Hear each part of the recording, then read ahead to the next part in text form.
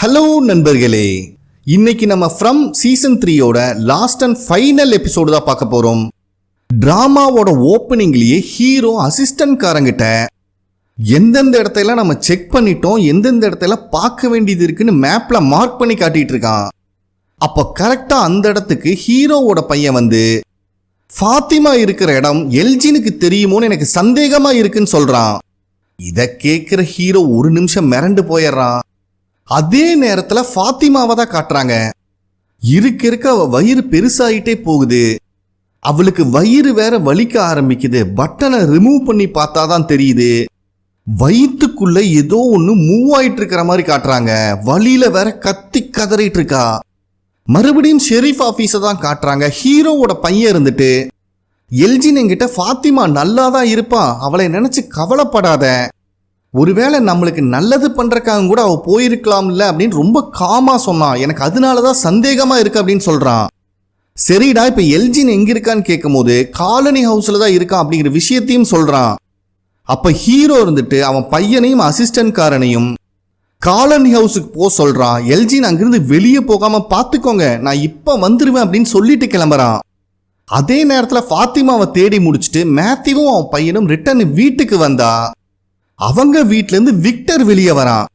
டே, உனக்கு இங்க என்னடா வேலைன்னு கேட்கும் போதுதான் மேத்யூவோட ஒய்ஃப் மயக்கம் போட்டு விழுந்துட்டாங்க அப்படிங்கிற விஷயத்த சொல்றான். இதை கேள்விப்பட்டோடனே மேத்யூ தலைதறிக்க உள்ள ஓடி வந்து பார்க்கறான். பட் அவன் ஒய்ஃப் இப்போ ஓகே, நார்மலா தான் இருக்காங்க. ஸோ வெளியே இருக்கிற விக்டர் நான் அந்த வெள்ளை ட்ரெஸ் போட்ட பையனை பார்த்தேன் அப்படிங்கிற விஷயத்த மேத்யூவோட பையன்கிட்ட சொல்றான். அந்த பையன் வேற ஏதாவது சொன்னானா அப்படின்னு கேட்கும் போது இந்த டைம் அவன் ஹெல்ப் பண்ற மாதிரியே பேசல அப்படின்னு சொல்லிட்டு இருக்கான். அப்ப கரெக்டா மேத்யூவோட பொண்ணு வெளியே வந்துடுறா. அப்பாவும் அம்மாவும் தனியா பேசட்டும், நம்ம டைனருக்கு போலாம், நம்ம தம்பியை கூப்பிட்டு போறா. போறதுக்கு முன்னாடி கூட அந்த பையன் விக்டரை பார்த்து நீயும் டைனருக்கு வரையான்னு கேட்கிறான். ஆனா விக்டர் இருந்துட்டு நீங்க போங்க, எனக்கு கொஞ்சம் வேலை இருக்கு அப்படின்னு சொல்லிட்டு கிளம்பிடுறான். அதுக்கப்புறம் மேத்யூ கிட்ட அவன் ஒய்ஃப் நடந்த விஷயத்த சொல்றாங்க. என் கண்ணுக்கு தெரியற குழந்தைங்கள்ல ஒரு குழந்தை எங்களை லீட் பண்ணி கூப்பிட்டு போச்சு அந்த பேஸ்மெண்ட் டோர் வரைக்கும். நானும் அதுக்குள்ள போய் பார்த்தா விக்டர் அவங்க அம்மாவை நினைச்சு ரொம்ப அப்செட்டா நின்றுட்டு இருந்தான். அதனால நானும் விக்டரை ஹக் பண்ணி சமாதானப்படுத்திட்டு இருக்கும் போது எனக்கு விக்டரோட அம்மா அங்க இருந்த விஷன் எல்லாமே தெரிஞ்சிச்சு அப்படின்னு சொல்றான். அது மட்டும் இல்லாம என்னால விக்டரோட அம்மாவை ஃபீல் பண்ண முடிஞ்சுது. அதுக்கப்புறம் அவங்க அம்மா விக்டரை விட்டுட்டு வெளியே போனாங்க பத்தியா, அந்த விஷனும் வந்துச்சு. கிட்டத்தட்ட விக்டரோட அம்மா அந்த மந்திரம் மரம் வரைக்கும் போயிருக்காங்க. அதுக்கப்புறம் தான் ஏதோ நடந்திருக்கு, என்கிட்ட ஏதோ சொல்ல வராங்கன்னு நினைக்கிறேன் அப்படின்னு சொல்லிட்டு இருக்கா. அதுக்கப்புறம் மேத்யூ ஜேட வந்து பார்க்கறான். இவன் இன்னும் கையில கிடைச்ச க்ளூவெல்லாம் வச்சு வீட்டுக்கு போறக்கு வழியை கண்டுபிடிப்போன்னு ரொம்ப ஆராய்ச்சி பண்ணிட்டு இருக்கான். அப்போ மேத்யூ இருந்துட்டு நேத்து நான் அப்படி பேசியிருக்க கூடாது, ரொம்ப பயந்து போயிருந்தேன், அதனாலதான் கோவமா பேசிட்டேன்னு சாரி சொல்லிட்டு இப்ப என்னோட ஃபேமிலி இக்கட்டான சூழ்நிலையில இருக்கு, இதுல இருந்து அவங்களை எப்படி காப்பாத்துறதுன்னு எனக்கு தெரியல, உன்னோட உதவி எனக்கு வேணும் அப்படின்னு கேட்கிறான். அதே நேரத்துல ஹீரோ சாராவை தேடிட்டு சர்ச்சுக்கு தான் வந்திருக்கான். அவன் எதிர்பார்த்த மாதிரி சாராவும் அங்கதான் இருக்கான். அப்ப ஹீரோ இருந்துட்டு இந்த விஷயத்துல நீ எனக்கு உதவி செஞ்சே ஆகணும், என் கூட காலனி ஹவுஸ் வரைக்கும் வான்னு கூப்பிடுறான். அவளும் ஒத்துக்கிறான். ஸோ இவங்க ரெண்டு பேர் வந்துட்டு இருக்கும் போது ஹீரோ சாரா கிட்ட எல்ஜின் ரொம்ப ஸ்ட்ரேஞ்சா பிஹேவ் பண்ணிட்டு இருக்கான். அது மட்டும் இல்லாம அவன் என் பையன் கிட்ட ஃபாத்திமா ஒருவேளை நம்ம நல்லதுக்காக இங்கிருந்து போயிருக்கலாம், கவலைப்படாத, அவளும் அவன் வயிற்றுல இருக்கிற பேபியும் நல்லா இருப்பாங்கன்னு சொல்லியிருக்கான் அப்படிங்கிறத மென்ஷன் பண்றான். சரிங்க ஷெரீஃப், இதுக்கு எதுக்கு என்னை கூப்பிட்டு வரீங்கன்னு சாரா கேட்கும்போது இல்லம்மா, நீ எல்ஜின் கிட்ட பேச்சு கொடுத்து பாரு, ஏன்னா இங்க இருக்கிற நிறைய வாய்ஸஸ் கூட உன்னால கம்யூனிகேட் பண்ண முடியுது, அப்படின்னா எல்ஜின்குள்ளேயும் ஏதாவது விஷயம் இருந்தா முன்னால கண்டுபிடிக்க முடியும் அப்படின்னு சொல்றான். இதுக்கு சாராவும் ஒத்துக்கிறா. அப்போ கரெக்டா டோனா கோவமா வெளியே வராங்க. அங்க இருக்கிற ஹீரோவை பார்த்து உன் பையனுக்கு அசிஸ்டன்ட் காரனுக்கு என்னடா ஆச்சு, எல்ஜின் இந்த வீட்டை விட்டு வெளியே போக கூடாதுன்னு ரொம்ப அடாவடித்தனம் பண்ணிட்டு இருக்காங்கன்னு சொல்லும் போது ஹீரோ இருந்துட்டு இந்த வீட்டுல எத்தனை பேர் இருக்காங்கன்னு கேட்கிறான். அதுக்கு டோனா நிறைய பேர் ஃபாத்திமாவை தேடுறதுல குறியா இருக்காங்க, வீட்டுல அதிகமான ஆளுகை இல்லை அப்படின்னு சொல்றாங்க. அப்படின்னா உடனே வீட்டில் இருக்கிற அத்தனை பேத்தையும் கிளியர் பண்ணிருன்னு ஹீரோ சொல்றான். இதை கேட்கிற டோனாக்கு செம்ம ஷாக் ஆகுது. அதே டைம்ல ஜேடு கிட்டையும் மேத்யூவோட ஒய்ஃப் நடந்த விஷயத்த சொல்றான். இவனும் எல்லாத்தையும் பொறுமையா கேட்டுட்டு எனக்கு தெரிஞ்சு மிராண்டா, அதாவது விக்டரோட அம்மா உங்ககிட்ட ஏதோ சொல்ல வராங்கன்னு நினைக்கிறேன், நீ அந்த குழந்தைங்கள ஒரு குழந்தை தான் உன்னை லீட் பண்ணி கூப்பிட்டு போச்சுன்னு சொன்ன, அந்த குழந்தைய எங்க பார்த்தேன்னு கேட்கும்போது அந்த கண்டெய்னர் ஹவுஸ்ல இருந்து வெளியே வரும்போது தான் பார்த்தேன் அப்படின்னு இவங்க சொல்றாங்க. நெக்ஸ்ட் சீன்ல எல்ஜின் சில திங்ஸ் எல்லாம் எடுத்துட்டு வெளியே வரலான்னு பார்த்தா அங்கதான் அசிஸ்டன்ட் காரனும் ஹீரோவோட பையனும் நின்றுட்டு இருக்காங்க.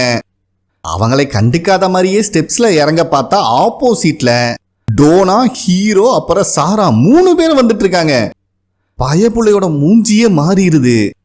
அப்ப ஹீரோ இருந்துட்டு நான் உங்ககிட்ட சில விஷயம் பேசணும், தனியா போய் பேசலாமான்னு கேட்கும் போது எல்ஜினும் ஒத்துக்கிறான். அப்போ டோனா இருந்துட்டு என் ரூம்ல நிறைய இடம் இருக்கு, வாங்க அங்க போய் பேசலான்னு கூப்பிட்டு போறாங்க. ஹீரோக்கும் எல்ஜின் மேல சந்தேகம் வந்துருச்சு. அதனால அவன் கையில இருந்த பேக்கை அவன் வாங்கி வச்சுக்கிறான். அதுக்கப்புறம் இவனை ரூம்குள்ள கூப்பிட்டு வந்து பகுமானமா ஒரு சேரை வேற போட்டு உட்கார வைக்கிறானுங்க. ஹீரோ இருந்துட்டு அசிஸ்டன்ட் காரங்கிட்ட வெளியே யாரும் வராம பார்த்துக்கோன்னு அசிஸ்டன்ட் காரனை வெளியே அனுப்பிடுறான். அதுக்கப்புறம் எல்ஜினோட பேக்கை செக் பண்ணும் போது அவனுக்கு அந்த கேமராவும் கிடைக்குது.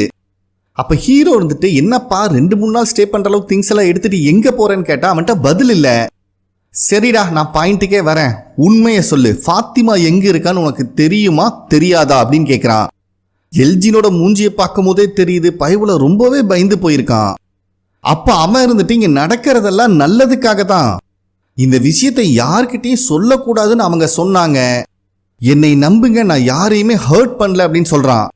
டோனா இருந்துட்டு யாருப்பா அந்த அவங்க அப்படின்னு கேட்கும்போது எல்ஜின் இருந்துட்டு அவங்க ஒரு ஏஞ்சல், அவங்க நம்மளை காப்பாத்துறதுக்காக தான் நம்மளுக்கு ஹெல்ப் பண்றாங்க அப்படின்னு சொல்றான். இங்க நடக்கிற விஷயமெல்லாம் மனித சக்திக்கும் அப்பாற்பட்டு இருக்கு, என்னைய நம்புங்க, ஃபர்ஸ்ட் நம்பிக்கை வைங்க, நம்ம கண்டிப்பா இங்கிருந்து வெளியே போக முடியும், ஃபாத்திமாவோட குழந்தை நம்ம எல்லாத்தையும் சேவ் பண்ணும் அப்படின்னு சொல்றான். அப்ப ஹீரோ இருந்துட்டு டே ஃபாத்திமாவோட வயிற்றுல குழந்தை இல்லடான்னு சொல்றான். ஆனா இதை எல்ஜின் ஒத்துக்க மாட்டேங்கிறான். டே ஆல்ரெடி அந்த மிஷின்ல அல்ட்ராசவுண்ட் டெஸ்ட்ல எடுத்து பார்த்துட்டோம், வயிறு எம்டியா தான் இருந்துச்சு, நீ சொல்ற மாதிரியே வயிற்றுக்குள்ள ஏதோ ஒன்று வளருதுன்னு வச்சாலும் அது நார்மலான குழந்தை கிடையாது அப்படின்னு சொல்றான். அப்ப மறுபடியும் எல்ஜின் இருந்துட்டு உங்களுக்கு நடக்கிற விஷயமே புரியல, அந்த ஏஞ்சல் என்கிட்ட எல்லா விஷயத்தையும் எக்ஸ்பிளைன் பண்ணிருச்சுன்னு சொல்றான். இதை கேட்கிற டோனாக்கெல்லாம் மரண ஷாக் ஆகுது. அப்ப சாரா இருந்துட்டு எல்ஜின் கிட்ட ஃபர்ஸ்ட் நம்ம 2 பேரும் மீட் பண்ணும் போது என் பிரதரை நானே கொன்னுட்டேன்னு உங்ககிட்ட சொன்ன ஞாபகம் இருக்கான்னு கேட்கும் போது அவனும் தலையாட்டுறான். டே எனக்குள்ளேயும் சில வாய்ஸஸ் கேட்டுட்டு இருந்துச்சு, அது மேத்யூவோட பையனை கொன்னாதான் நம்மளாம் வீட்டுக்கு போக முடியாது, நீ என்னையவே மண்டையை கழுவுச்சுடா, என் கண்ட்ரோலே இல்லாம நான் அந்த பையனை கொலை பண்ண பார்க்கும் போதுதான் நடந்த ஆக்சிடென்ட்ல நான் என் பிரதரை இழந்துட்டேன், இந்த இடம் எதுவுமே நம்மளுக்கு கொடுக்காது, நம்ம கிட்ட இருந்து எடுத்துக்க மட்டும்தான் பார்க்கும், ஸோ தயவு செஞ்சு சொல்லு என்னதான் நடந்துட்டு இருக்குன்னு கேட்கும்போது எல்ஜின் இருந்துட்டு உனக்கு நடந்தது வேற இது வேற, இங்க யாருமே ஹர்ட் ஆக போறது இல்ல, ஃபாத்திமா நல்லாதான் இருப்பா அப்படின்னு சொல்றான். இதுல ஹீரோவோட பையனுக்கு செம கோவம் வந்துருது. குழந்தை மட்டும் நல்லபடியா பிறந்துச்சுன்னா நம்ம எல்லாரும் வீட்டுக்கு போலாம் அப்படின்னு எல்ஜின் சொல்றான். அப்போ டோனா இருந்துட்டு நீ சொல்றது உண்மையாவே இருந்தாலும் குழந்தை பிறக்கிறதுக்கு நிறைய மாசம் இருக்குடா அப்படின்னு சொல்றாங்க. அதுக்கு எல்ஜின் இல்ல, ஃபாத்திமாவோட வயித்தை பாத்தீங்களா அது பெருசாயிருச்சு அப்படின்னு சொல்றான். அவ்வளவுதான். இதை கேட்கிற ஹீரோவோட பையன் கொலை காண்டாயிடுறான். ஃபாத்திமா எங்கடா இருக்கா உண்மையை சொல்லுன்னு அவனை போட்டு அடிக்க வந்துடுறான். இந்த சத்தம் கேட்டு அசிஸ்டன்ட் காரனும் உள்ள வந்துடுறான். கடுப்பான ஹீரோ இதுக்கு மேல யார் இங்க இருக்கக்கூடாது, எல்லாரும் வெளியே வாங்கடான்னு எல்லாத்தையும் வெளியே கூப்பிட்டு வந்துடுறான். ஹீரோவோட பையன் வேற ஃபாத்திமா இருக்கிற இவனுக்கு தெரியும், அவளுக்கு ஏதோ ஆயிருமோன்னு குதிச்சுட்டு கிடக்குறான். ஹீரோ இருந்துட்டு இப்படி அவசரப்பட்டீங்கன்னா அவங்ககிட்ட இருந்து எந்த விஷயத்தையும் வாங்க முடியாது, கொஞ்சம் பொறுமையா இருடான்னு சொல்லிட்டு இருக்கும் போதே டோனா இருந்துட்டு அவன் சொன்ன மாதிரியே ஃபாத்திமாவோட வயிறு பெருசாயிருச்சா யாராவது பாத்தீங்களான்னு கேட்கும் போது ஹீரோ அப்படியெல்லாம் ஒன்றும் கிடையாதுன்னு சொல்லிடுறான். நம்ம எப்படியாவது அவங்ககிட்ட உண்மையை வாங்கணும்னு ஹீரோ சொல்லிட்டு இருக்கும் போதே சாரா இருந்துட்டு கண்டிப்பா எல்ஜின் உண்மையை சொல்ல மாட்டா, இதை பத்தி எனக்கு நல்லாவே தெரியும், நம்மளுக்கு கமாண்ட் கொடுக்குற அந்த வாய்ஸை நம்ம நம்ப ஆரம்பிச்சிட்டோம்னா கண்டிப்பா உண்மையை பேச மாட்டோம் அப்படின்னு அடிச்சு சொல்றா. இதை கேட்கிற எல்லாரும் ஒரு நிமிஷம் மிரண்டு போறாங்க. ஆனா இவ சொல்றதுலயும் உண்மை இருக்கு. கடுப்பான ஹீரோ டோனா கிட்ட டூல்ஸ் எல்லாம் எங்க இருக்குன்னு கேட்கிறான். அசிஸ்டன்ட் காரன்ல இருந்து டோனா வரைக்கும் பயந்துடுறாங்க எல்ஜினுக்கு ஏதோ ஆயிருன்னு. ஹீரோ வந்துட்டு நான் டூல்ஸை எடுத்துட்டு வர வரைக்கும் யாரும் அந்த ரூம்குள்ள போக கூடாதுன்னு மிரட்டிட்டு போறான். அதுக்கப்புறம் விக்டர் கிட்ட அவங்க அப்பா வந்து பேசுறாரு. பயப்புள்ள ரொம்ப அப்செட்டா இருக்கா அப்படிங்கறது அவருக்கு புரியுது. என்னடா ஜாஸ்பர் ஏதாவது சொன்னானான்னு கேட்கும் போது விக்டர் இருந்துட்டு நீங்க சொன்னது உண்மைதான், அது வெறும் ஒரு பொம்மை எப்பவுமே பேசாது அப்படின்னு சொல்லிடுறான். அதுக்கப்புறம் அவங்க அப்பாவும் விக்டரை சமாதானப்படுத்துற மாதிரி பேச பார்க்கறாரு. அப்ப விக்டர் இருந்துட்டு நான் உங்ககிட்ட ஒரு விஷயத்தை காட்டியாகணும், இதனால உங்களுக்கு என் மேல கோபம் வரலாம், ஏன் என்னை வெறுக்கவும் கூட செய்யலாம், ஆனா கண்டிப்பா நான் காட்டி ஆகணும்னு சொல்லிட்டு அவங்க அப்பாவை கூப்பிட்டு போறான். அதே டைம்ல ஹீரோ கொலை காண்டுல கையில கிடைச்ச டூல்ஸ் எல்லாம் ஒரு பேக்ல எடுத்து வச்சிட்டு இருக்கான். ஐயையோ, எல்ஜினோட நிலைமை என்ன ஆக போகுதோன்னு நம்ம பயந்துட்டு இருக்கும் போதே அங்க வந்த ஃபாதர், அப்புறம் தம்பி டூல்ஸ் எல்லாம் பயங்கரமா இருக்கு, எல்ஜினை டார்ச்சர் பண்ண போறீங்களோ அப்படிங்கிற மாதிரி கேட்கிறாரு. ஹீரோ ஆல்ரெடி செம்ம காண்டில் இருக்கான். அப்போ ஃபாதர் இருந்துட்டு, அது என்னடா ஃபாத்திமா ஒரு கொலை பண்ணிட்டான்னு தெரிஞ்ச உடனே யோசிக்காம அவளை காப்பாற்ற ட்ரை பண்ண, உன்னையவே நம்பிட்டு இருந்த மக்கள் கிட்ட பொய் சொல்லி அவளை தேட வச்ச, இப்போ வரைக்கும் அசிஸ்டன்ட் காரனுக்கு கூட அந்த விஷயம் தெரியாது, ஆனால் உனக்கு ஹெல்ப் பண்ணுறக்காக தான் அவன் கூட நின்றுட்டு இருக்கான் அப்படின்னு சொல்லும்போது ஹீரோ இருந்துட்டு நடந்த விஷயத்துக்கு ஃபாத்திமா மேலே தப்பு கிடையாது அப்படின்னு வாதாடுறான். ஓ அப்படியா ராஜா, ஃபாத்திமாக்கு வந்தா ரத்தம், எல்ஜினுக்கு வந்தா தக்காளி சட்னியா? ஃபாத்திமா எப்படி அவ சுயநினைவோட எதுவுமே செய்யலையோ, சொல்ல போனா கிட்டத்தட்ட எல்ஜினும் அப்படிதானே. அவனுக்குள்ள ஏதோ ஒரு விஷயம் கேட்குது. இந்த மாதிரியெல்லாம் பண்ணனா இங்க இருக்கிற மக்கள் வீட்டுக்கு போலாங்கிறத நம்பி தானே அவன் பண்ணியிருக்கான். ஸோ ஃபாத்திமாக்கு அவனுக்கு பெரிய வித்தியாசம் கிடையாது அப்படின்னு இவரு வாதாடுறாரு. கடுப்பான ஹீரோ, நீ உயிரோடு இருந்து எங்க கூட துணையா நின்றுக்கணும்டா, இப்ப இறந்ததுக்கு அப்புறம் என்னைய ஜட்ஜ் பண்ற வேலை வச்சுக்காது அப்படின்னு டென்ஷன் ஆகிறான். அப்ப ஃபாதர் இருந்துட்டு, நான் சொல்றத கேளு, இந்த இடம் உன்னை பிரேக் பண்ண முடியாதுன்னு நீ நினைச்சிட்டு இருக்க, ஆனா இப்ப இந்த டூல்ஸை வச்சு நீ எல்ஜினை டார்ச்சர் பண்ணணும்னு முடிவு எடுத்தாலே இந்த இடம் உன்னோட கான்ஃபிடென்ட்டை பிரேக் பண்ணிருச்சு, அது ஜெயிச்சிருச்சுன்னு தான் அர்த்தம் அப்படின்னு சொல்றாரு. ஹீரோ கிட்ட பதிலே இல்லை. டே, என்னோட மருமக சாகர நிலைமையில் இருக்காடா, நான் ஏதாவது பண்ணி ஆகணும்னு சொல்லும்போது, கரெக்டு தான், நீ ஏதாவது பண்ணணும், பட் எதை பண்ணணுங்கிறத நீ தான் முடிவு எடுக்கணும். ஸோ இப்போ நீ எடுக்க போகிற டிசிஷன் தான் நீ யாருங்கிறத உனக்கே ப்ரூவ் பண்ணும் அப்படின்னு சொல்லிட்டு அவர் மறைஞ்சு போயிடுறாரு. ஹீரோவும் மனசே இல்லாமல் அந்த டூல்ஸ் எல்லாம் எடுத்துட்டு அங்கிருந்து கிளம்புறான். இப்போ நம்மளுக்கு ஃபாத்திமாவை தான் காட்டுறாங்க. அங்கே இருக்கிற கதவை போட்டு தட்டுன்னு தட்டிட்டு இருக்கா, யாராவது எனக்கு ஹெல்ப் பண்ணுங்க அப்படின்னு. ஆனால் யாருமே வந்த பாடு இல்லை. இவளுக்கு வேற வயிறு நாளுக்கு நாள் பெருசாகுதாட்டிருக்கு. அப்போ அங்கே எல்ஜின் வச்சுட்டு போனால் அந்த பிளட்டை பார்க்குறா பாட்டில். ஒரு பக்கம் குடிக்கணும் போல இருக்கு, இன்னொரு பக்கம் வேண்டான்னு மனசு தடுக்குது. கடுப்பானவ அந்த பாட்டிலை தூக்கி எரிஞ்சு செதற விட்டுறா. அதுக்கப்புறம் உடஞ்சுக்கிற அந்த பாட்டில் இருந்து ஒரு கண்ணாடி பீஸை வேற எடுத்து கையில் வச்சுக்கிறா. அதே டைமில் மேத்யூவோட ஒய்ஃபு அந்த குழந்தைய கண்டெய்னர் ஹவுஸ் கிட்ட தானே பார்த்தேன்னு சொல்லியிருப்பா. அந்த இடத்துக்கு மேத்யூவையும் ஜேடையும் கூட்டு வந்துட்டு இருக்கா. அப்போ ஜேட் இருந்துட்டு, இத்தனை நாள் நம்மளுக்கு அந்த குழந்தைங்க கூட்டமாக தான் தெரிஞ்சுது, இதுதான் ஃபர்ஸ்ட் டைம் உன் கண்ணுக்கு தனியாக தெரிஞ்சிருக்குன்னு சொல்லும்போது தான் ஜேடும் அந்த குழந்தைங்களை பார்த்துருக்கான் அப்படிங்கிற விஷயம் மேத்யூவுக்கு தெரிய வருது. ஜேட் இருந்துட்டு, ஆமாப்பா, ஒரு நாள் அந்த குகைக்குள்ள நான் போனேன், அப்போ அந்த குழந்தைங்கள ஒரு கல் மேலே படுத்துட்டு இருந்தாங்க. இதில் முக்கியமான விஷயம் என்னன்னா, டாப்ல பெரிய ஹோல் இருந்துச்சு, அங்கே இந்த மரத்தோட வேர்லேயே இந்த சிம்பிள் உருவாயிருந்துச்சு அப்படின்னு சொல்கிறான். அப்போ மேத்யூவோட ஒய்ஃப் இருந்துட்டு, ஆல்ரெடி விக்டர் கிட்ட அந்த வெள்ளை ட்ரெஸ் போட்ட பையன் இந்த குழந்தைங்களோட நம்பிக்கையில் உருவானது தான் அந்த வேர், அந்த வேர் மூலியமா உருவானது தான் இந்த சிம்பிளும் அந்த மரமும் அப்படிங்கிற விஷயத்த சொல்கிறாங்க. ஸோ மேத்யூவுக்கும் இப்போதான் புரியுது அந்த பாட்டில் ட்ரீ உருவானதே இப்படி தான் அப்படின்னு. ஜேடுக்கெல்லாம் என்ன பேசுறதுனே தெரியல. ஏண்டா இத்தனை மாசமா வெறித்தனமா நான் அந்த சிம்பிளை பற்றி ஆராய்ச்சி பண்ணிட்டு இருந்தது எல்லாமே அந்த குழந்தைங்களால உருவானதா அப்படின்னு கத்துன்னு கத்துறான். நீங்கெல்லாம் எங்கே தான் இருக்கீங்க, இப்போ உங்களுக்கு என்னதான் வேணும், நாங்கள் உங்களுக்காக உதவி பண்ணணும் அப்படின்னா தயவு செஞ்சு தெளிவாக சொல்லி தொலைங்கடா. நீங்கள் சொல்றது எதுவுமே இந்த மரமண்டையில் ஏறலை, உங்களுக்காக நாங்கள் இங்கேயே வெயிட் பண்ணுறோம், எப்போ எங்ககிட்ட சொல்லணும்னு முடிவு எடுக்கிறியோ அப்போ சொல்லு, அப்படியே மறக்காம அந்த அங்குயிங்கிற வார்த்தைக்கும் மீனிங்கை சொல்லி தொலைங்கடா அப்படின்னு உட்காந்துட்டு இருக்கான். நெக்ஸ்ட் சீன்லேயே அந்த மொட்டையை புஷ்அப்ஸ் பண்ணிட்டு இருக்கான். அப்பவும் கூட அந்த பூச்சி ஓடுற சத்தம் அவனை ரொம்பவே டார்ச்சர் பண்ணுது. கடுப்பானவன் அவன் பேண்டைடெல்லாம் பிச்சு போட்டுட்டு நேராக கிளினிக்குள்ளே வரான். அங்கே அப்போதான் ஃப்ரெண்டுக்காரி கிறிஸ்டியோட காலை செக் பண்ணிட்டு இருக்கா. இவனும் உள்ளே வந்தவன், இந்த ஆம்புலன்ஸ்லேருந்து மிஷின்ஸ் எல்லாம் எடுத்தீங்களா, அது எங்கே இருக்குன்னு கேட்கும் போது அவளும் பேஸ்மெண்ட்டில் இருக்குன்னு சொல்லிடுறா. அது எதுக்குடா உனக்கு அப்படின்னு இவங்க கேட்கும் போது அவங்களை கொஞ்சம் கூட மதிக்காம இவன் பாட்டுக்கு விறுவிறுன்னு பேஸ்மெண்ட்டுக்கு வரான். இந்த ஹார்ட் பீட் எல்லாம் நின்றுச்சுன்னா ஒரு மாதிரி ஷாக் கொடுப்பாங்க பார்த்தீங்களா, அந்த மிஷினை எடுத்து ஆன் பண்ணி மண்டை கிட்ட வச்சுட்டு இருக்கான். ஏன்னா அந்த பூச்சி அந்த அளவுக்கு அவனை டார்ச்சர் பண்ணிட்டு இருக்கு. ஒரு வழியா கரெக்ட் டைம்ல நர்ஸ்காரி அங்கே வந்தனால மொட்டையனை காப்பாத்திடுறா. ஆனா இன்னுமே மொட்டையன் ஃபுல் பதட்டத்துல தான் இருக்கான். நர்ஸ்காரி தான் ஒன்றும் ஆகாதுடா, நாங்கெல்லாம் இருக்கோம் அப்படின்னு அவனை ஹக் பண்ணி சமாதானப்படுத்திட்டு இருக்கா. நெக்ஸ்ட் சீன்லேயே ஹீரோ அந்த டூல்ஸோட உள்ள வரான். இதை பார்க்குற ஹீரோவோட பையன் சாராக்கெல்லாம் தூக்கி வாரி போடுது. அப்போ ஹீரோ வந்துட்டு டோனா கிட்ட யாருமே மேலே வராமல் நீ பார்த்துக்கோ அப்படின்னு சொல்லிட்டு இதுக்கப்புறம் நடக்கிறதுக்கெல்லாம் நான் தான் பொறுப்புன்னு இவன் பாட்டுக்கு மேலே போகிறான் விறுவிறுன்னு. ஆக்சுவலாக மேலே தான் அசிஸ்டன்ட்காரன் இருக்கான். அப்போ ஹீரோ வந்துட்டு அவனை கீழே போக சொல்லும்போது இல்லை அந்த எல்ஜின் ரொம்ப நல்ல பையன், நம்ம மறுபடியும் அவங்ககிட்ட பேசி பார்க்கலாம் அப்படின்னு இவன் சொல்கிறான். ஆனால் ஹீரோ வந்துட்டு கையில் அந்தளவுக்கு டைம் இல்லை. ஃபாத்திமா காணாமல் போய் ரொம்ப நேரம் ஆயிடுச்சு. அவள் உயிருக்கு ஏதாவது ஆபத்து வந்தால் யார் பொறுப்பேற்றுக்கிறதுன்னு கேட்கும் போது அசிஸ்டன்ட்காரங்கிட்ட பதில் இல்லை. அவன் பேசாமல் கீழே போயிடுறான். அதுக்கப்புறம் ஹீரோ அந்த ரூம்குள்ளே வந்த உடனேயே எல்ஜின் இருந்துட்டு நீங்கள் என்ன கேட்டாலும் சரி நான் எதுவுமே சொல்ல மாட்டேன் அப்படின்னு சொல்கிறா.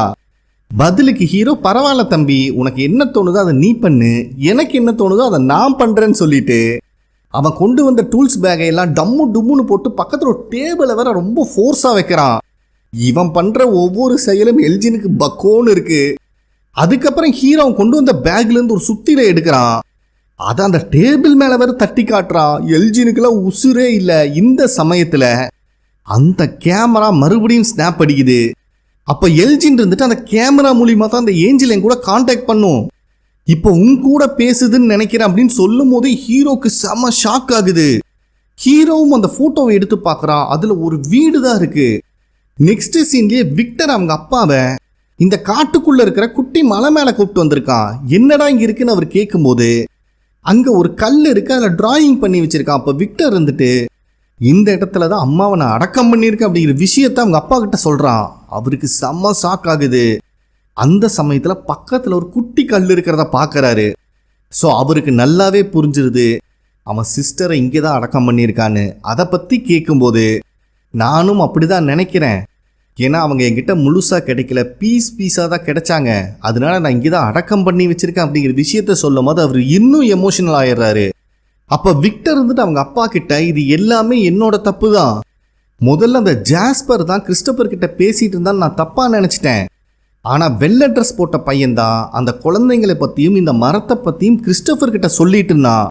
ஸோ இந்த விஷயத்த அம்மா கிட்ட நான் தான் சொன்னேன், என்னோட பேச்சை கேட்டு தான் அந்த மரத்தை தேடி போய் அவங்க இறந்துட்டாங்கங்கிற விஷயத்த சொல்கிறான். இவங்க அப்பாவுக்கு நல்லாவே புரியுது. இவனை சமாதானப்படுத்த பார்க்கும்போது இல்லை நான் மட்டும் அந்த விஷயத்த சொல்லனா இப்போ அம்மாவும் சிஸ்டரும் என் கூட இருந்திருப்பாங்கன்னு சொல்லி ரொம்ப ஃபீல் பண்ணி அழுகிறான். டே நீ அப்போ சின்ன பையன்டா, எதுவுமே தெரிஞ்சு பண்ணியிருக்க மாட்டேன்னு இவர் சொல்லி சமாதானப்படுத்த ட்ரை பண்ணும்போது இல்லை நான் உயிரோடையே இருக்கக்கூடாதுன்னு சொல்லிட்டு அங்கேருந்து கிளம்புறான். கடுப்பானவர் இப்போதான் அப்பா பொசிஷனில் நின்று அவனை கண்டபடி திட்டி ஒரு வழியாக சமாதானப்படுத்திடுறாரு. அதுக்கப்புறம் அந்த கண்டெய்னர் ஹவுஸில் இந்த பாட்டில் ட்ரீயை பற்றி டிஸ்கஸ் பண்ணிட்டு இருக்காங்க. ஆனால் மேத்யூக்கு இதில் பெருசாக நம்பிக்கையே வரமாட்டேங்குது. ஏன்பா அந்த பாட்டில் இருக்கிறதெல்லாம் மெசேஜாக இருந்தால் இந்நேரம் நம்ம என்கிரிப்ட் பண்ணியிருக்கலாம்ல அப்படின்னு சொல்கிறாரு. பட் மேத்யூவோட ஒய்ஃப் இருந்துட்டு கண்டிப்பாக அந்த பாட்டில் இருக்கிற மெசேஜ் ரொம்ப இம்பார்ட்டண்டாக தான் இருக்கணும், ஏன்னா அதனால தான் விக்டரோட அம்மா அவங்க வீட்டுக்கு டீம் இதே மாதிரி ஒரு ரிப்ளிகா ட்ரீயை பண்ணி வச்சுருந்தாங்க அப்படின்னு சொல்கிறா. சரிடா அப்படி என்னடா நம்பர்ஸ் அதில் இருந்துச்சுன்னு கேட்கும்போது மொத்தம் 10 நம்பர் இருந்திருக்கு. அது இல்லாமல் 2 நம்பர் ரிவர்ஸில் இருந்திருக்கு. நம்பர் 2ம் 7ம் ரிவர்ஸில் எழுதியிருக்காங்க. ஸோ மொத்தமாக அதில் 12 நம்பர் இருந்திருக்குன்னு தெரிய வருது. இவனும் ஏதோ கால்குலேஷன் பண்ண ட்ரை பண்ணும்போது ஜேட் இருந்துட்டு ஹலோ ஜீனியஸ், நான் எல்லா விதத்துலையும் ட்ரை பண்ணிட்டேன், மேத்தமெட்டிக்கல் ஆரம்பித்து மந்த் இயர் வரைக்கும் கால்குலேட் பண்ணி பார்த்துட்டேன், எதுவுமே மேட்ச் ஆகலை, அதனால ரொம்ப யோசிக்காதீங்க அப்படின்னு சொல்கிறான். ஆனால் இருந்தாலும் மேத்யூக்கு ஒரு விஷயம் ஸ்பார்க் ஆகுது. அந்த 12 நம்பரும் ஏன் ஒரு மியூசிக்கோட ஸ்கேலாக இருக்கக்கூடாது அப்படின்னு சொல்கிறான். இதை கேட்குற ஜேடுக்கு தூக்கி வாரி போடுது, ஏன்னா இந்த விஷயத்தை அவன் யோசிக்கவே கிடையாது. அப்போ மேத்யூ வந்துட்டு எங்கள் அம்மா ஒரு பியானோ டீச்சர்ரா, அவங்க அடிக்கடி சொல்லுவாங்க மியூசிக் மட்டும்தான் வேர்ல்டு ஃபுல்லாக கம்யூனிகேட் பண்ணுற ஒரே லாங்குவேஜ்னு, அதில் 12 நோட்ஸ் மொத்தம் இருக்கும் அப்படிங்கிற விஷயத்த சொல்கிறான். அவ்வளோதான் ஜேடுக்கெல்லாம் சந்தோஷமாயிருது, உண்மையாலுமே நீ ஜீனியஸ் தாண்டா அப்படின்னு சொல்லிட்டு மேத்யூவோட ஒய்ஃபை பார்த்து நீ என் கூட பாருக்கு வான்னு சொல்லிட்டு மேத்யூவை பார்த்து நீ வீட்டுக்கு போய் குழந்தைகளை பாடுறான்னு சொல்லிட்டு இவன் பாட்டு கிளம்புறான். மேத்யூக்கு ஒன்றும் புரியல, என்னடா சொல்ல வரீங்கன்னு கேட்கும்போது இல்லை விக்டரோட அம்மா கிட்ட கண்டிப்பாக வயலின் இருந்திருக்கணும், நாங்கள் அதை போய் செக் பண்ணுறோன்ட்டு இவங்க 2 பேரும் கிளம்பிடுறாங்க. அதுக்கப்புறம் கிறிஸ்டியும் அந்த மொட்டையினை டேப்லெட் கொடுத்து படுக்க வச்சுட்டு நர்ஸ்காரிகிட்ட வந்து உண்மையை சொல்லுங்க, 3 பேத்துக்கும் என்னதான் ஆச்சு, நீ நார்மலாக இருக்கிற மாதிரி பிஹேவ் பண்ணிட்டு இருக்க, ஆனால் மற்ற 2 பேர் நார்மலாகவே இல்லை, என்னதான் நடக்குது உண்மையை சொல்லுன்னு கேட்கும் போது தான் நர்ஸ்காரி இருந்துட்டு நீ சொல்றது உண்மைதான், நாங்கள் 3 பேருமே நார்மலாக இல்லை அப்படிங்கிற விஷயத்த சொல்கிறா. இப்போ ஹீரோவும் அவசர அவசரமாக அவன் கோட்டெல்லாம் கழட்டும் போது எல்ஜின் பயந்துட்டே அந்த பிக்சர்ல என்னதான் வந்துச்சு சொல்லுங்கன்னு கேட்குறான்.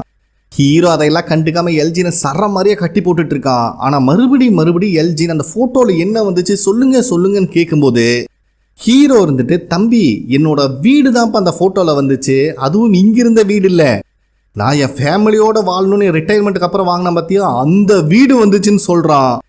அப்போ எல்ஜினும் நல்லா யோசிச்சு பார்த்துட்டு அதுக்கு என்ன மீனிங்னு உங்களுக்கு புரியுதான்னு கேட்குறான். ஆனால் ஹீரோ கிட்ட பதில் இல்லை. நம்ம எல்லாருமே வீட்டுக்கு போக போகிறோம் அப்படிங்கிறது அதுக்கு மீனிங், தயவு செஞ்சு கொஞ்சம் வெயிட் பண்ணுங்க அப்படின்னு சொல்கிறான். ஆனால் கடுப்பில் இருந்த ஹீரோ அந்த பேக்லேருந்து ஒவ்வொரு டூல்ஸாக எடுத்து வெளியே வைக்கிறான். எல்ஜினுக்கு வயிற்று கலக்க ஆரம்பிச்சிருது. தயவு செஞ்சு நான் சொல்கிறத கேளுங்க, கொஞ்சம் பொறுமையாக இருங்கன்னு சொல்ல ட்ரை பண்ணுறான். ஆனால் ஹீரோ இருந்துட்டு, இதுக்கு மேலே என்னால் பொறுமையாக இருக்க முடியாது, இதுக்கு மேலே நான் உங்க கூட பேசவும் விரும்பலை. ஃபாத்திமா என்னோட ஃபேமிலி, அவளை எங்கிட்டேருந்து எடுத்துட்ட, ஒழுங்கு மரியாதையாக அவள் எங்கே இருக்கான்னு சொல்லு. நான் இப்போ உன்னை அடிக்கிற அடியில் உண்மை மட்டும்தான் வரணும், இல்லைன்னா நான் அடிக்கிறத நிறுத்தவே மாட்டேன், புரியுதான்னு கேட்கும்போது அவனும் தலையாட்டுறான். அப்போ கரெக்டாக ஃபாதர் அங்கே வந்துடுறாரு. ஹீரோவும் ஃபாதரை பார்த்துக்கிட்டே கொஸ்டின் கேட்குறான், எங்கடா இருக்கான்னு. ஆனால் எல்ஜின் கிட்ட இருந்து பதில் வரல. கையை எடுத்து அந்த டேபிளில் வைடான்னு சொன்னோன்னே இவன் ரொம்ப பயந்துடுறான். ஹீரோ வலுக்கட்டாயமாக எல்ஜினோட கையை அந்த டேபிளில் வச்சு கடைசியாக ஒரு வாய்ப்பு தரேன், ஃபாத்திமா எங்கே இருக்கான்னு சொல்லுன்னு கேட்கும் போதும் கூட எல்ஜின் என்னால் சொல்ல முடியாது, என்னை மன்னிச்சிருங்கன்னு கேட்டுட்டு இருக்கான். ஹீரோ அவனை ஒன்றும் பண்ண மாட்டான்னு நம்ம நினைக்கும் போது எல்ஜினோட கையில் சுத்தியில வச்சு அடிக்கிறான் ஹீரோ. எல்ஜின் வழியில கத்தி கதறான். கீழே இருக்கிறவங்களுக்குலாம் அந்த சத்தம் கேட்குது. அப்போ கரெக்டாக அந்த போலீஸ்காரி உள்ள வரா. ஃபாத்திமாவை பற்றி ஏதாவது விஷயம் தெரிஞ்சுதான் கேட்டுட்டு இருக்கும் போதே மேலே எல்ஜின் கதற சத்தம் கேட்டு இவன் மேலே ஓடி வரா. பின்னாடியே எல்லாரும் வந்துடுறாங்க. அப்போதான் எல்ஜின் கையை சுத்திலான நசுக்கி இருக்கான்னு தெரிய வருது. போலீஸ்கார் இருந்துட்டு, லூசாடா நீ என்னடா பண்ணிட்டு இருக்கன்னு ஹீரோவை பார்த்து கேட்கும்போது, இங்கே நடக்கிறது எதுவுமே உனக்கு புரியாது, ஒழுங்கு மரியாதை கீழே போயிருன்னு மிரட்டுறான் ஹீரோ. கடுப்பான போலீஸ்காரியும் புரிய வெய்யி, அதுக்கப்புறம் போறேன்னு தெனாவட்டா பதில் சொல்றா. சரி எல்லாரும் கீழே வாங்க பேசலாம்னு சொல்லி எல்லாத்தையுமே கீழே வர சொல்றான். நெக்ஸ்ட் சீன்லயே மேத்யூவோட ஒய்ஃபும் ஜேடும் அந்த பாட்டில்ல இருந்து கிடைச்ச மெசேஜை அனலைஸ் பண்ணிட்டு இருக்காங்க. அதுல 2975 நம்பர் இருக்கு, ஆனால் 2 மட்டும் ரிவர்ஸ்ல போட்டிருக்கு. ஸோ ஜேடும் இதெல்லாம் ஆல்பபெட்டிக்கா கன்வெர்ட் பண்ணி ஒரு மியூசிக்கா இருக்குமோ உன் ஹஸ்பண்ட் சொன்ன மாதிரி அப்படின்னு கம்போஸ் பண்ண ட்ரை பண்ணிட்டு இருக்கான். பைபிளை விட்டா மியூசிக் டைரக்டர் ஆயிடுவானாட்டு இருக்கு, அந்த அளவுக்கு கம்போசிங்ல இன்வால்மெண்ட்டோடு இருக்கான். அதுக்கப்புறம் கிடைச்ச நோட்ஸ் எல்லாம் அலைன் பண்ணி வச்சு அந்த போர்டில் ஸ்டிக் பண்ணி ஒரு மியூசிக்கை போடுவான் பாருங்க. மேத்யூவோட ஒய்ஃபில் ரசிக்கவே ஆரம்பிச்சிட்றா. அப்போ கரெக்டாக மேத்யூ அங்கே வந்துடுறாரு. ஏன்டா எதையோ கண்டுபிடிக்கிறேன்னு சொல்லிட்டீங்க, ஏன்டா கத்திட்டு இருக்கீங்கன்னு சொல்லி மொத்தத்தையும் கெடுத்தோட பார்க்குறான் மேத்யூ. ஜேடு மறுபடியும் இந்த மியூசிக்கை பற்றியே நினச்சிட்டு இருக்கான். அப்போ மேத்யூ இருந்துட்டு, ஹீரோ சொன்னதை மறந்துட்டியா, இந்த இடம் உன்னை மேனிப்புலேட் பண்ண ட்ரை பண்ணும், ஆல்ரெடி ஒரு மியூசிக் பாக்ஸ்னால தான் என் பொண்ணு அந்த மொட்டைய நர்ஸ்காரி 3 பேரும் கிட்டத்தட்ட சாகிற நிலைமைக்கு போனாங்க. அது மட்டும் இல்லாமல் டைனரில் அந்த மியூசிக் பாக்ஸ் எப்போ ப்ளே ஆகுது எதுக்கு ப்ளே ஆகுதுன்னு யாருக்கு தெரிய மாட்டேங்குது. ஸோ இந்த இடம் உன்னையும் மேனிப்புலேட் பண்ணுண்டா அப்படிங்கிற மாதிரி சொல்கிறான். அப்போ மேத்யூவோட ஒய்ஃப் இருந்துட்டு, இந்த மியூசிக்கு கேட்கறதெல்லாம் இந்த வில்லேஜ்குள்ளே மட்டும்தான், ஆனால் மெசேஜஸ் இருந்தது காட்டுக்குள்ளே இருக்கிற மரத்தில். ஒருவேளை நம்ம அந்த மரத்துக்கிட்ட போய் இந்த மியூசிக்கை ப்ளே பண்ணலாம்ல அப்படின்னு ஒரு ஐடியாவை கொடுக்குறா. இப்போ ஃபாத்திமா அந்த எடுத்த கண்ணாடி பீஸை அவள் வயிற்றுல வச்சு கொஞ்சம் கொஞ்சமாக கிழிக்க ஆரம்பிக்கிறா. அப்போ நிறுத்துன்னு ஒரு சத்தம் கேட்குது. பார்த்தா பக்கத்துலேயே அந்த கிரியேச்சர் வந்து நிற்கிது. அது வயிற்றுல இருக்கிற கையை எடுத்து ஃபாத்திமாவோட கழுத்துக்கிட்ட கொண்டு போய் வச்சிருது கண்ணாடி பீஸோட. அப்போ அந்த கிரியேச்சர் இருந்துட்டு அவன் வந்துட்டான் அப்படின்னு சொல்லுது. கரெக்டாக இதே டைமில் ஃபாத்திமா உடம்புலேருந்து நிறைய தண்ணி வெளியே போகுது. ஸோ குழந்தை பிறக்கிறதுக்கு நேரம் வந்துருச்சாட்டிருக்கு. நெக்ஸ்ட் சீன்லேயே மேத்யூவோட பையன் அவன் சிஸ்டர் காரிக்கிட்ட, அசிஸ்டன்ட் காரனோட அம்மாவை கொஞ்ச நாளில் நான் மறந்துடுவோம் அப்படின்னு கேட்குறா. இவளுக்கு ஒன்றும் புரியலை. இல்லை சின்ன வயசில் நான் தாமஸை பார்த்தேன், இப்போ அவன் எப்படி இருப்பானே ஞாபகம் மறந்து போச்சு, அதே மாதிரி அசிஸ்டன்ட் காரனோட அம்மாவையும் நான் மறந்துடுவோம் அப்படின்னு கேட்கும்போது சிஸ்டர் காரி இருந்துட்டு, நான் உங்ககிட்ட ஒரு முக்கியமான விஷயம் சொல்லணும், அன்னைக்கு அந்த இடிஞ்சு போன இடத்துக்கு போன ஞாபகம் இருக்கா, அப்போ நான் கனவு உலகத்துக்கு போல வேற எங்கேயோ போன மாதிரி எனக்கு ஃபீல் ஆச்சு. ஒரு சேம்பர் மாதிரி இருக்கிற ஒரு இடத்துக்கு போனேன், அங்கே 3 பேர்த்த கட்டி போட்டு வச்சுருந்தாங்க, அதில் நான் ஒன்று நர்ஸ்காரி மொட்டையன் அப்படின்னு சொல்லும் போது நீங்கள் 3 பேர் என்ன பண்ணிட்டு இருந்தீங்கன்னு அந்த பையன் கேட்குறான். வேற என்னடா பண்ணுவோம், கத்தி கதறிட்டு கிடந்தோம். ஆக்சுவலாக அது அந்த அன்னைக்கு நான் போக கிடையாது, ஒரு டைம் நாங்கள் எந்திரிக்கவே முடியாமல் கண்ணெல்லாம் கிரே ஆகி கிடந்தது தெரியுமா, அந்த பீரியடுக்கு நான் போயிருந்தேன். அதுக்கப்புறம் அந்த சேம்பர்லேருந்து வெளியே வந்தால் ஒரு டனல்குள்ளே தான் போனேன். அந்த டனலில் அம்மாவும் விக்டரும் பேசிகிட்டு இருந்தது எனக்கு கேட்டுச்சு. ஆக்சுவலா வீடு இடிஞ்சப்போ அம்மாவை விக்டர் தான் காப்பாத்தனான்னு சொன்னாங்க, ஞாபகம் இருக்கான்னு கேட்கும் போது இவனுக்கும் ஞாபகம் வருது. அந்த சமயத்துல அவங்க 2 பேரும் பேசிட்டு போனதுதான் எனக்கு கேட்டுச்சு. நான் அந்த இடத்துல இருந்தேன்னு சொல்றா. இந்த குட்டி பையன் தான் நிறைய கதையை படிப்பானே, சோ அப்படின்னா நீ இந்த கதையோட ஸ்டோரி வாக்கரா தான் இருக்கணும் அப்படின்னு பொசுக்குன்னு சொல்லிடுறான். இவளுக்கு ஒன்னும் புரியல. அப்ப அந்த குட்டி பையன் இருந்துட்டு ஒரு கதையில ஸ்டோரி வாக்கர்னால தான் எந்த சாப்டருக்கு வேணா போய் விசிட் பண்ண முடியும் அப்படின்னு சொல்லும் போது இவளுக்கு ஒரு ஐடியா வருது.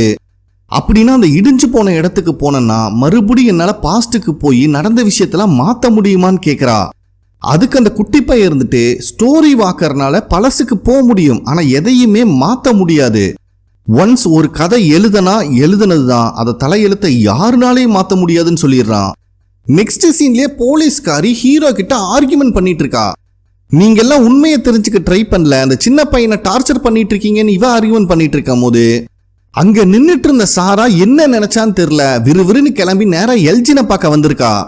இவளை பார்க்கும் போது எல்ஜின் மனசுக்குள்ளேயும் பயம் இருக்கு. இருந்தாலும் எல்ஜின் அதை மறைச்சுக்கிட்டு தயவு செஞ்சு என்னை தப்பா நினைக்காத, ஃபாத்திமா எங்க இருக்கான்னு என்னால சொல்ல முடியாதுன்னு இந்த நிலைமையிலும் சொல்லிட்டு இருக்கான். அப்ப சாரா இருந்துட்டு கவலைப்படாதரா, எனக்கு புரியுது. உனக்கு ஞாபகம் இருக்கா, முதல்ல நீ என்னை சர்ச்சில் தான் மீட் பண்ண, அப்ப மனசளவுல நான் ரொம்ப உடைஞ்சிருந்தேன். அப்ப நீ தான் எனக்கு அவ்வளவு ஆறுதலா பேசின. நீ ரொம்ப நல்லவன்டா, அதுதான் நீ. இந்த இடம் நம்மளை எப்படி வேணா மாத்துன்னு சொல்லிட்டு இருக்கும் போதே எல்ஜின் இருந்துட்டு தயவு செஞ்சு ஹீரோ கிட்ட சொல்லி என்னை டார்ச்சர் பண்ண வேண்டான்னு சொல்லு, இன்னும் கொஞ்ச நேரம் பொறுத்துக்கிட்டோம்னா எல்லாமே சரியாயிரும் கதறான். அப்ப சாரா அங்க இருக்கிற ஸ்க்ரூ டிரைவரை கையில எடுத்த உடனே எல்ஜினுக்கு பக்கோன் ஆகுது. நான் சொல்ற விஷயம் இன்னும் உனக்கு புரியல. இந்த இடம் நம்மளை எப்படி வேணா மாத்தும். நம்மளை பொறுத்த வரைக்கும் நம்ம நல்லது பண்றோம்னு நினைப்போம், ஆனா அது கண்டிப்பா நல்லதுல முடியாது. ஃபாத்திமா இறந்துருவா, உண்மையை சொல்லுன்னு கேக்குறா. ஆனா எல்ஜினுக்கு இவ கையில இருக்கிற ஸ்க்ரூ டிரைவர் பார்த்ததுல இருந்து வாயிலிருந்து வார்த்தை வர மாட்டேங்குது.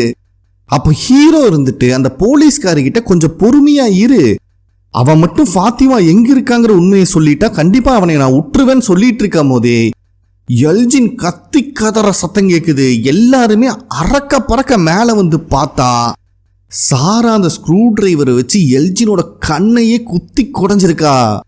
பயபுள்ள ரத்த வெள்ளத்துல கிடக்குறான். இத பாக்குற எல்லாம் டெட் ஷாக் ஆகுறாங்க. ஹீரோ இருந்துட்டு என்னமா பண்ணி தொலைச்சிருக்க அப்படின்னு கேட்கும் போதே சாராவை அந்த ரூட் செல்லர்ல தான் அடைச்சு வச்சிருக்கானாமா அப்படிங்கிற விஷயத்த சொல்றா. சோ டார்ச்சர் பண்ணி எல்ஜின் வாயால உண்மையை வாங்கிட்டா. நெக்ஸ்ட் சீன்லயே ஜேடு, மேத்யூவோட ஒய்ஃப் 3 பேரும் அந்த பாட்டில் ட்ரீ கிட்ட வந்திருக்காங்க. பைபிள்ல மியூசிக்கை பிளே பண்ண ஸ்டார்ட் பண்ண போறான். அப்ப ஜேட் இருந்துட்டு யாருக்காவது செகண்ட் தாட் இருந்தா இங்கிருந்து கிளம்பிடுங்கன்னு சொல்லும் போது மேத்யூ ஓகேன்னு சொல்லிடுறான். மேத்யூவோட ஒய்ஃப் எல்லாம் சந்தோஷத்தின் உச்சக்கட்டத்தில் இருக்கா. நீ வாசிடா, நான் பாக்குறேன் அப்படின்னு ஜேடும் அந்த மியூசிக்கை பிளே பண்ண ஆரம்பிக்கிறான். அப்ப மேத்யூவோட ஒய்ஃப் யாராவது வருவாங்களான்னு சுத்தி முக்கி ஏக்கத்தோடயே பார்த்துட்டு இருக்கா. இந்த டைம்ல ஹீரோவோட பையன், அசிஸ்டன்ட் கார, அப்புறம் ஹீரோ 3 பேருமே அந்த ரூட் செல்லருக்கு தலைதெறிக்க வராங்க. அதே டைம்ல அந்த ரூட் செல்லருக்குள்ள எல்ஜின் கூட ஏஞ்சல்னு சொல்லிட்டு இருந்தா பாத்தீங்களா, அந்த கிரியேச்சர் ஃபாத்திமாக்கு டெலிவரி பார்த்துட்டு இருக்கு. அப்ப இதுக்கு முன்னாடி ஃபாத்திமா பேஸ்மெண்ட்ல இருக்கிற ஒரு டோரை ஓபன் பண்ண முடியாம கஷ்டப்பட்டிருப்பான். அந்த டோர் அந்த டைம்ல ஆட்டோமேட்டிக்கா ஓபன் ஆயிட்டு இருக்கு. பேக்ரவுண்ட்ல அந்த ஜேடு பிளே பண்ற வயலின் தான் கேட்டுட்டு இருக்கு. இவனுங்களும் அந்த ரூட் செல்லரோட டோரை ஓபன் பண்ணி உள்ள வந்துடுறாங்க. ஆனா ஃபாத்திமா உள்ள கத்தி கதற சத்தம் இவங்களுக்கும் கேக்குது. அந்த டோருக்கு முன்னாடி தான் ஒரு உடன் பீரோ இருக்குமே, அதை நகர்த்திட்டு இருக்கும் போதே இந்த கிரியேச்சர் ஃபாத்திமா உடம்புல இருந்து எதையோ வெளியே எடுக்குது. அது பார்த்தா உண்மையாலுமே பேபி மாதிரியே தெரியல. இவனுங்களும் கரெக்டா டோரை ஓபன் பண்ண ட்ரை பண்ணும் போது அந்த பேஸ்மெண்ட்ல இருந்து ஒரு டோர் ஓபன் ஆச்சு பாத்தீங்களா, அந்த வழியில இந்த கிரியேச்சர் ஃபாத்திமா உடம்புல இருந்து எடுத்ததை தூக்கிட்டு போயிருது அது பாட்டுக்கு. அப்ப கரெக்டா ஹீரோ, அசிஸ்டன்ட் கார, ஹீரோட பையன் 3 பேர் அங்க வந்துடுறாங்க. அப்ப ஃபாத்திமா இருந்துட்டு அந்த கிரியேச்சர் அதை எடுத்துட்டு போயிருச்சு அப்படின்னு சொல்றான். ஹீரோக்கெல்லாம் என்ன பண்றதுன்னு தெரியல. ஏன்னா இவ பிரெக்னெண்டா இல்லைங்கிறது தானே எல்லாரும் நினைச்சிட்டு இருந்தாங்க இப்போ வரைக்கும். அப்ப ஹீரோவும் உள்ள போலான்னு பாக்குறான். பட் ஹீரோட பையன் வேண்டாம்ப்பா, அது ரொம்ப ஆபத்தா இருக்கு அப்படின்னு தடுக்க ட்ரை பண்ணும் போது ஒழுங்கு மரியாதையா ஃபாத்திமாவை காலனி ஹவுஸுக்கு சேஃபா கூட்டு போங்க, உள்ள அப்படி என்னதான் இருக்குன்னு நான் பார்த்தாகணும்னு சொல்லிட்டு அங்க இருக்கிற லைட்டை எடுத்துட்டு கிளம்புறான். அதே டைம்ல ஜேடு மியூசிக் பிளே பண்ணிட்டு இருக்கும் போதே அந்த குழந்தைங்க எல்லா திசையில இருந்து வராங்க. மேத்யூவோட ஒய்ஃப் இந்த விஷயத்த சொல்லும் போது மேத்யூக்கு ஆச்சரியமா இருக்கு. ஏன்னா அவன் கண்ணுக்கு எந்த குழந்தைங்களும் தெரியல. அவங்களும் ஜேடை பார்த்து உன் கண்ணுக்காவது தெரியுதாடான்னு கேட்கும்போது அவனும் ஆமான்னு தலையாட்டுறான். சரி நிறுத்தாம நீ மியூசிக்கை ப்ளே பண்ணிட்டே இருன்னு சொல்லும் போது ஜேடும் கண்டினியூ பண்றான். அப்ப அதுல ஒரு குழந்தை மட்டும் மேத்யூவோட ஒய்ஃப் கிட்ட வருது. இந்த பக்கம் ஹீரோவும் அந்த கருகும்னு இருக்கிற டனலுக்குள்ள எப்படியாவது நான் அவனை கண்டுபிடிச்சே தீர்வுண்டாங்கிற முடிவுல ஃபாலோ பண்ணிட்டு வந்துட்டு இருக்கான். அதே நேரத்துல ஃபாத்திமா நான் பார்த்தேன், எனக்கு எல்லாமே தெரிஞ்சிருச்சுன்னு சொல்லும் போது இங்க இருக்கிற யாருக்கும் புரியல. நைட் இந்த மான்ஸ்டர்ஸ் எல்லாம் வந்து நம்மளை பயமுறுத்திட்டு இருக்கு பாத்தியா, அதுக்கெல்லாம் ஏன் வருதுன்னு எனக்கு தெரியும்னு சொல்றா. ஏன்னா அவங்க எல்லாம் அவங்க குழந்தைக்காக சாக்ரிஃபைஸ் பண்ணியிருக்காங்க. இங்க இருக்கிறதுகளும் அந்த குழந்தைய எதுவுமே பண்ண மாட்டேன்னு ப்ராமிஸ் பண்ணி கொடுத்துருக்கு. அதனாலதான் அதுகெல்லாம் அப்படி சுத்திட்டு இருக்குன்னு சொல்லும் போதே இந்த ஏஞ்சல்னு சொல்லக்கூடிய கிரியேச்சர் ஃபாத்திமா உடம்புல இருந்து எக்கு மாதிரி எடுத்துட்டு வந்துச்சு பாத்தீங்களா, அது ஒரு இடத்துல வைக்கிறா. அதை சுத்தியும் இந்த நைட் வெளியே வரும்ல அந்த மான்ஸ்டர்ஸ் தான் நின்றுட்டு இருக்கு. அப்ப அந்த எக்குக்கு உயிர் வந்து அதுக்குள்ள இருந்து ஏதோ வெளியே வர ட்ரை பண்ற மாதிரி காட்டுறாங்க. கரெக்டா அந்த டைம்ல ஹீரோவும் அங்க வந்துடுறான். இங்க நடந்துட்டு இருக்கிற விஷயத்த ஒளிஞ்சிருந்து பார்த்துட்டு தான் இருக்கான். அப்ப அந்த எக்கு கொஞ்சம் கொஞ்சமா பெருசாயிட்டு இருக்கு. அங்க இருக்கிற மான்ஸ்டர்களை சந்தோஷமா அதை பார்த்துட்டு இருக்குதுங்க. அப்ப அந்த எக்குல இருந்து ஒரு உருவம் எந்திரிக்குது. ஒரு குழந்தை சைஸ்ல எந்திரிக்கும்னு பார்த்தா கிட்டத்தட்ட 6 அடிக்கு எந்திரிச்சு நிக்குதுங்க. இதை பார்க்கற நம்மளுக்கே ஷாக் ஆகுது. அப்ப அந்த ஸ்கின்னு முழுசா உறிஞ்சு ஒரு 6 அடிக்கு ஒரு உருவம் நிக்குது. அது திரும்பும் போதுதான் ஃபேஸ காட்டுறாங்க. அந்த ஸ்மைலிங் மான்ஸ்டர் தான் மறுபடியும் பிறந்து வந்திருக்கான். ஹீரோலாம் ஷாக்கின் உச்ச கட்டத்துக்கு போயிடுறான். ஏன்னா கஷ்டப்பட்டு இவனுக்கு கொன்னதே ஹீரோ தான். ஆனா பயவுல எத்தனை தடவை பிறந்து வந்தாலும் அந்த ஸ்மைல் மட்டும் மாற மாட்டேங்குது. அதே டைம்ல மேத்யூவோட ஒய்ஃபுக்கு முன்னாடி வந்த அந்த குழந்தை முட்டி போட்டு அங்குயின்னு சொல்றா. இவ சொன்ன அடுத்த செகண்டே மேத்யூவோட ஒய்ஃப் ஜேடு 2 பேத்துக்குள்ளே ஏதோ சேஞ்சஸ் ஆகுது. அப்போ மேத்யூவோட ஒய்ஃப் ரிமெம்பர் அப்படின்னு சொல்றா. இதை கேட்கிற ஜேடுக்கும் ஞாபகம் வருது. ஆக்சுவலா அங்குயிங்கிற வேர்டுக்கு ரிமெம்பர் அப்படிங்கிறது தான் மீனிங். மேத்யூவோட ஒய்ஃப் ஜேடு 2 பேத்து கண்ணுல இருந்து கண்ணீர் வருது. இதுக்கு மேல என்னால இங்க இருக்க முடியாதுடா சாமின்ட்டு மேத்யூவோட ஒய்ஃப் அங்கிருந்து கிளம்பிடுறா. ஆனா மேத்யூ கண்ணுக்கு ஒன்னும் தெரியல, இங்க என்ன நடந்துச்சுன்னே புரியல. அவன் ஒய்ஃபை தடுத்து நிறுத்தி என்னதாம இங்க நடந்துட்டு இருக்க உண்மையை சொல்லுன்னு கேட்கும்போது மேத்யூவோட ஒய்ஃப் இருந்துட்டு எனக்கு எல்லாமே ஞாபகத்துக்கு வந்துருச்சு. ஏன் இந்த குழந்தைங்க என்னோட கண்ணுக்கும் ஜேடோட கண்ணுக்கும் மட்டும் தெரிஞ்சுதுங்கிறது எனக்கு இப்பதான் புரியுதுன்னு சொல்றா. அது மட்டும் இல்லாம விக்டரோட அம்மா என்னென்ன பண்ணனாங்கன்னு எனக்கு எப்படி ஞாபகம் வந்துச்சுன்னா, ஏன்னா இதுக்கு முன்னாடி விக்டரோட அம்மா மிரிண்டாவா இருந்ததே நான் தான் சொல்றா. இவனுக்கு செம ஷாக் ஆகுது. அது மட்டும் இல்லாம அந்த பொம்மை கூட பேசிட்டு இருந்தான் பாத்தீங்களா கிறிஸ்டோபர், அதுதான் இப்ப ஜேடா வந்திருக்கான் அப்படிங்கிற விஷயத்தையும் சொல்றா. இதுக்கு மேல பேச முடியாது, அழுதுருவன் குமாரு அப்படின்னு கிளம்பினாலும் இவன் விட மாட்டேங்கிறான். ஒழுங்கு மரியாதையா தெரிஞ்ச விஷயத்தெல்லாம் கக்கிட்டு போ அப்படிங்கிறான். மேத்யூவோட ஒய்ஃப் இருந்துட்டு அப்பவுமே அந்த குழந்தைங்களை காப்பாற்றணும் தான் நாங்க ட்ரை பண்ணோம். ஆனா அதுல ஃபெயில் ஆனனாலதான் மறுபடியும் இப்ப வந்திருக்கோம். இதுல முக்கியமான விஷயம் என்னன்னா, அதுல ஒரு குழந்தை என்னோட பொண்ணுன்னு சொல்றா. இத கேட்கிற மேத்யூவுக்கு தான் தூக்கி வாரி போடுது பாவம். பயபுள்ள என்ன நடக்குதுன்னே புரியாம ரொம்ப ஃபீல் பண்ணி அழுதுட்டு இருக்கும் போது அவன் பொண்ணு அங்க கத்திட்டு வரா. அவன் மூஞ்சியில வேற காயம் இருக்கு. என்னமா ஆச்சுன்னு இவன் விசாரிக்கும் போதே அவன் பொண்ணு ஜூலி இருந்துட்டு நீங்க இங்க இருக்க கூடாது, வில்லேஜுக்கு போயிருங்கப்பா அப்படின்னு சொல்றா. இவனுக்கு ஒன்றும் புரியல. இல்லப்பா நான் அந்த ஸ்டோரியை மாத்த முடியுமான்னு ட்ரை பண்ணிட்டு இருந்தேன் அப்படின்னு சொல்லிட்டு இருக்கும் போதே என்னப்பா பாட்டு அருமையா இருந்ததுலன்னு ஒரு வாய்ஸ் கேக்குது. பார்த்தா எல்லோ ட்ரெஸ் போட்ட ஒருத்த வந்து அங்க நிக்கிறான்.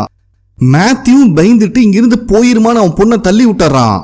எல்லோ ட்ரெஸ் போட்டவனும் நீங்க அந்த சாங்கை பிளே பண்ணிருக்க கூடாது அப்படின்னு சொல்லிக்கிட்டே பக்கத்துல வரும்போது மேத்யூ அங்க இருக்கிற கட்டை எடுத்து கையில வச்சுக்கிறான். இதுக்கு மேல வந்தேன்னா மண்டைய பொழந்துருவ அப்படின்னு சொல்லும் போதே அந்த எல்லோ ட்ரெஸ் போட்டவன் மேத்யூவோட கழுத்தை பிடிச்சி லாக் பண்ணிட்டு நான் ஆல்ரெடி உனக்கு வார்னிங் கொடுத்தேன் அப்படிங்கிற மாதிரி சொல்றான். அப்ப மேத்யூவோட பொண்ணு அவனை காப்பாத்தலான்னு வந்தா ஒரே தள்ளுல எகிரிட்டு போய் விழுந்துடுறா. அப்ப இந்த எல்லோ ட்ரெஸ் போட்ட வந்துட்டு நான் கொடுத்த வார்னிங்கை நீ சீரியஸாவே எடுத்துக்கல, உன் பொண்டாட்டி அந்த குழியை நோண்டக்கூடாதுன்னு நான் சொன்னேன்ல அப்படின்னு சொல்லும் போதுதான் மேத்யூவுக்கு புரியுது இவனுக்கு போன்ல பேசின ஆளு இவன் தான் அப்படின்னு. இவன் அதை யோசிக்கிறக்குள்ளேயுமே அந்த எல்லோ ட்ரெஸ் போட்டவன் மேத்யூவோட கழுத்தை மொத்தமா பொழந்துடுறான். இவன் மான்ஸ்டருக்கெல்லாம் மான்ஸ்டரா இருப்பானாட்டிருக்கு. ஆனா பகல்ல எப்படி வெளியே வந்தாங்கிறது தான் நம்மளுக்கு புரியல.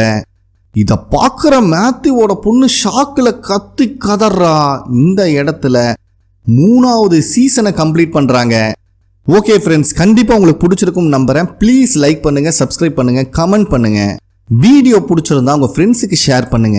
நெக்ஸ்ட் ஒரு நல்ல டிராமால மீட் பண்ணலாம். நன்றி.